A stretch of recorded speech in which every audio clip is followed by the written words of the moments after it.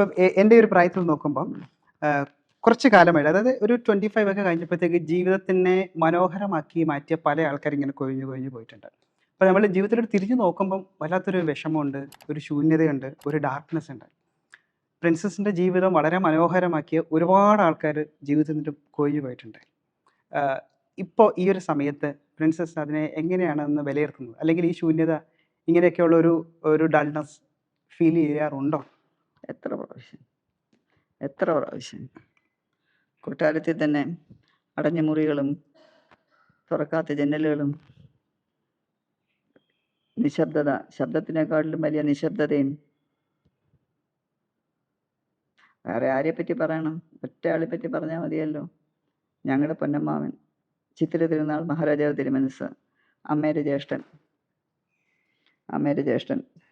അമ്മാവൻ്റെ നിഴലിൽ തന്നെയാണ് ഞങ്ങൾ ജീവിച്ചത്. ഇന്നും ഉണ്ണുന്ന അന്നവും ഉടുക്കുന്ന വസ്ത്രവും തലയ്ക്ക് മുകളിലുള്ള കൂരയും എല്ലാം ശ്രീ പത്മനാഭസ്വാമി കഴിഞ്ഞാൽ ഞങ്ങളുടെ പൊന്നമ്മാവൻ ഞങ്ങൾക്ക് തന്നതേ ഉള്ളൂ. ഇന്നും അതേ ഉള്ളൂ. പൊന്നമ്മാവനെ പറ്റി പറയാതിരിക്കുക നല്ലത്. അങ്ങനെ ആരെല്ലാം ഹസ്ബൻഡ് പോയി.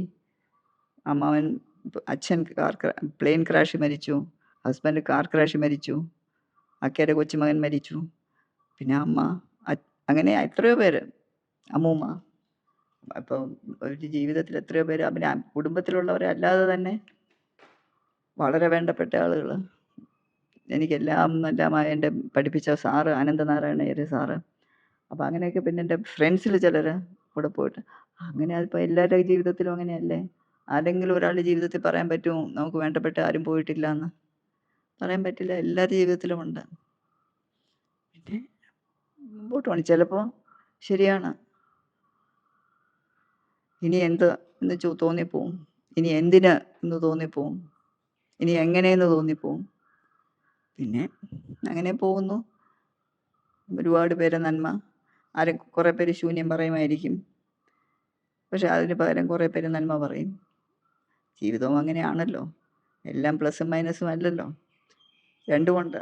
ഒന്ന് പ്ലസ് മാത്രമല്ല മൈനസ് മാത്രമല്ല. എല്ലാവരും നമ്മളെ സ്നേഹിക്കണം എന്ന് പറഞ്ഞാൽ പറ്റുമോ? പറ്റൂല. ഇല്ലാത്തത് അപവാദങ്ങളും അധർമ്മങ്ങളും അസത്യങ്ങളും ആ രീതിയിൽ സത്യമാണെന്നുള്ള രീതിയിൽ ചരിത്രത്തിനെ വളച്ചൊടിച്ച് പറയുന്ന എത്രയോ പേരല്ല ചിലർ, എത്രയോ പേരില്ല, ചിലർ അങ്ങനെയുണ്ട്. പിന്നെ അല്ലാതെ ഒരുപാട് മോശം പറയുന്നവർ കാണും, അതുപോലെ നല്ലത് പറയുന്നവർ കാണും. Okay, it's A part of life അല്ലേ?